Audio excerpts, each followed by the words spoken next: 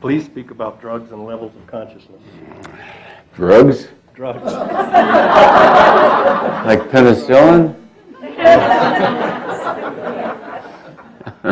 Yeah, like penicillin. Yeah. You see, the power of addiction is this. We need the calibrated levels of consciousness thing up there. What the drug does is anesthetize your perception of the lower levels of consciousness. Yeah, levels of consciousness. Okay.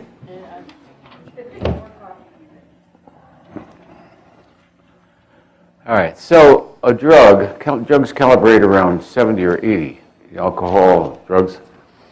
What they do is they anesthetize all this down here. And suddenly you go into a state of a sense of well-being, joy, love everyone, contentment, serenity.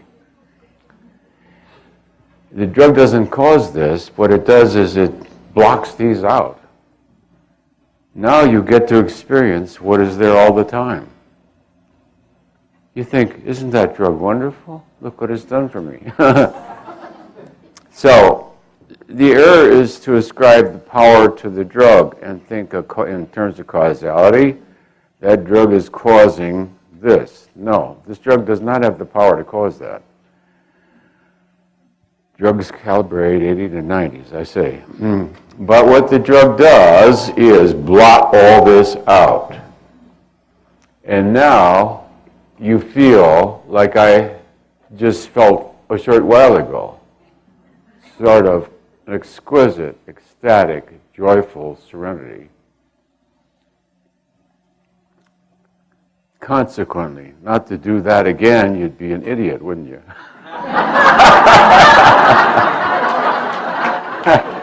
You'd really have to be stupid if something that cost you $4 put you in that condition. Well, the field is so powerful, one exposure is all you need. You will never be the same again. Anybody who's experienced up here will never be satisfied with anything less. As the Buddha said, once you have heard of enlightenment, you will never be satisfied with anything less. The person then becomes so powerfully reprogrammed,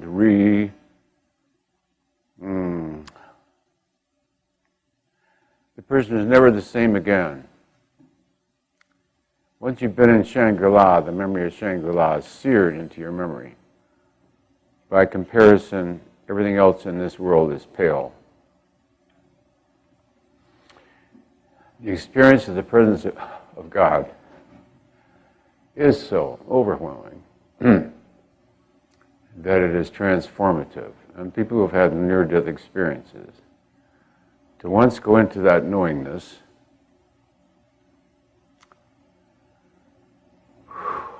all else in the world fades away.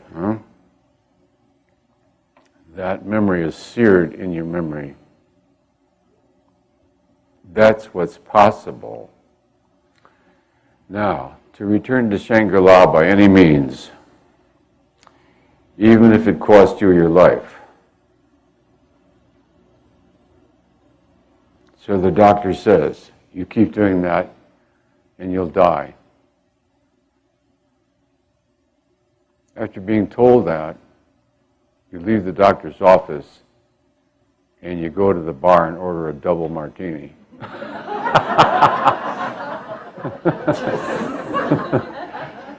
You say to the bartender, guess what the doc told me? He says, I keep thinking I'm dead as a duck. You don't say, the bartender says.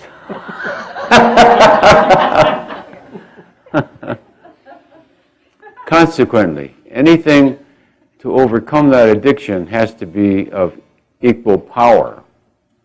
You see? Because now we're talking about power. We're talking about logarithmic power. This is not a little higher than this. This is in a whole different dimension of experiencing life. This is so powerful that it's unforgettable and sears itself in one's memory. So, the desire to re-experience that high is actually the desire to return to God. The person doesn't know that. The exquisite bliss of the presence of God is overwhelming, wipes out everything. Life, children, wives, physical death itself.